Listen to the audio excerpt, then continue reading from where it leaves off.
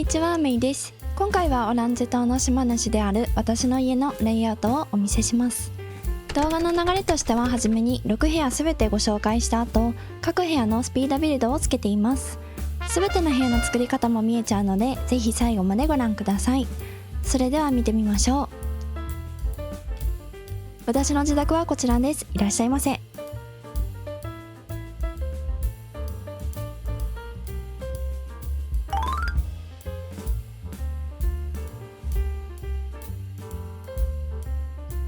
自宅の中央の部屋は玄関とリビングです。仕切り壁を正面に立てることで奥の通路を見えなくしています。入ってすぐに大きなリビングがあるので、常日頃からの掃除は必須ですね。この部屋は白をベースにライトウッド、ライトグリーンでまとめました。この色で揃えると大体のものがナチュラルになるので、おすすめの色の組み合わせです。観葉植物でもリメイクによっては明るい緑になることがあるので、微妙な色合いを探してみるのもいいかもしれないですね。玄関側も仕切り壁で通路を半分塞ぎ2マスにしています。仕切り壁の側面が気になる方は、ここに柱を4本立てるのもいいかもしれないです。リビングの後ろはこのように奥の通路とつながっています。一番奥の壁に観葉植物を置くことで奥行きを演出し、この先に何があるのだろうと期待感を演出しています。観葉植物を木製パーテーションで透けさせるとおしゃれなのでおすすめです。自宅の中央の部屋のレイアウトの仕方はこちらの動画でも紹介していますので、ぜひ合わせてご覧ください。次は一番奥の部屋へご案内いたします。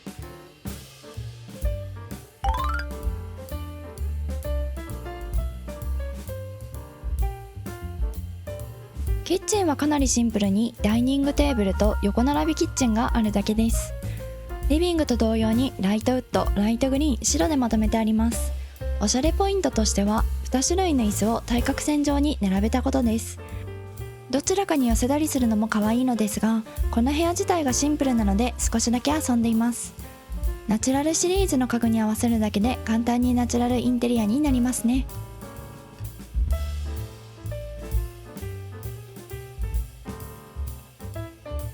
正面の壁は採光のためにフィックス窓風にしてあります。おしゃれな家のキッチンはだいたい横並びダイニング、キッチンに合わせたカップボード、横長の窓があるイメージです。全部採用したナチュラルなキッチンでした。次は1階の右の部屋にご案内いたします。照明が強すぎて眩しいので足元にお気をつけください。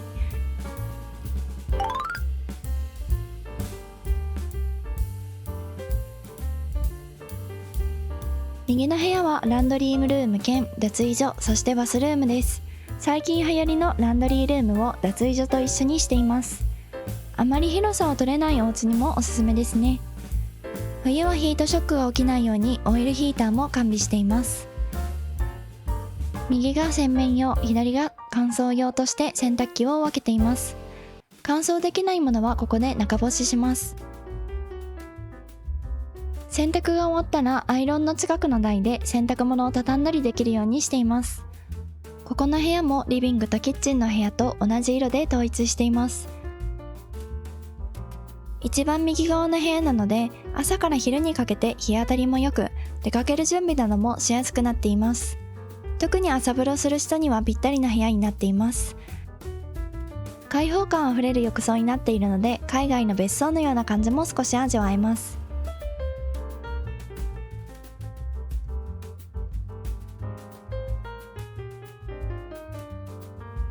明るいバスルームなので気分も上がりますね。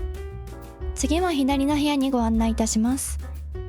少々散らかっていますので、足元のゴミなどにお気をつけください。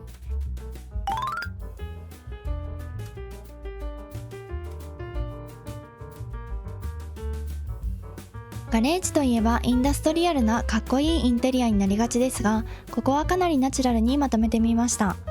重い色を使うとかっこいい系になってしまうので、ライトウッドを前面に押し出しナチュラル感を出しています。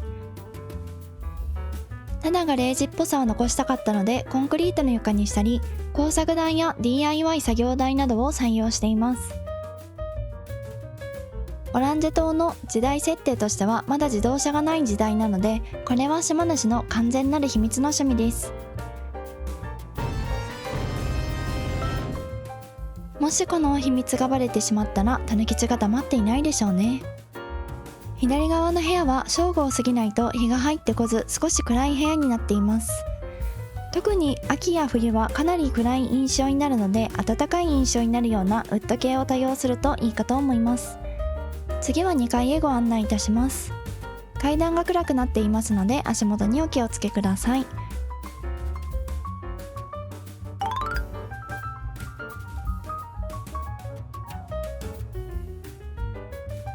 2階は寝室なので温かみを全面に感じるよう壁と床両方に木を採用しています。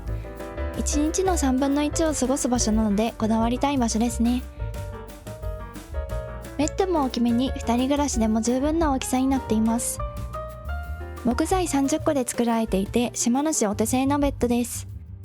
ベッドの裏側はなんとウォークインクローゼットになっています。ごちゃごちゃしてしまうものを奥に隠して生活感をあまり出さない工夫です。今回は片面にしか服をかけなかったのですが、壁側に少し飾ってもいいかもしれません。右側は書斎です。ここも2人分のワークスペースを用意しています。長時間座っても大丈夫な書斎ナイスです。最後に地下室へご案内いたします。ゲストルームですのでお気に召したら嬉しいです。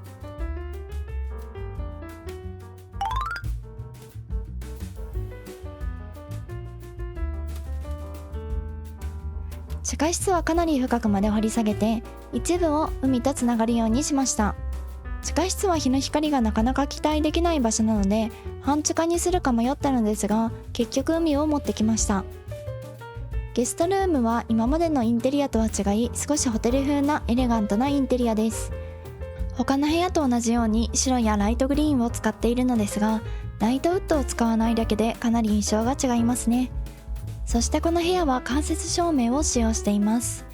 間接照明は高級感を演出するのにぴったりですね。スピードビルドで作り方がわかるのですが、先にネタバレしてしまうと壁掛けのスポットライトを使用しています。間接照明についてはこちらの動画で詳しく解説していますので、気になる方はぜひこちらの動画もご覧ください。アートの机など高級家具を揃えることで高級感を出していますが、シンプルなソファーはケチりましたね。同時に4名まで泊まれることを想定しています。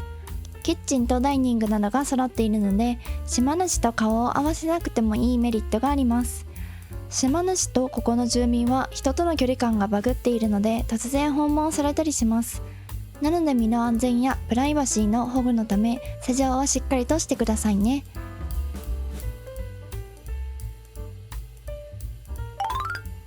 これで自宅の紹介は終了です。ゲストルーム以外はナチュラルテイストで揃えました。どこかの部屋でちょっと参考になるかもしれないと思った方はぜひチャンネル登録、グッドボタンをお願いいたします。最後までご視聴ありがとうございました。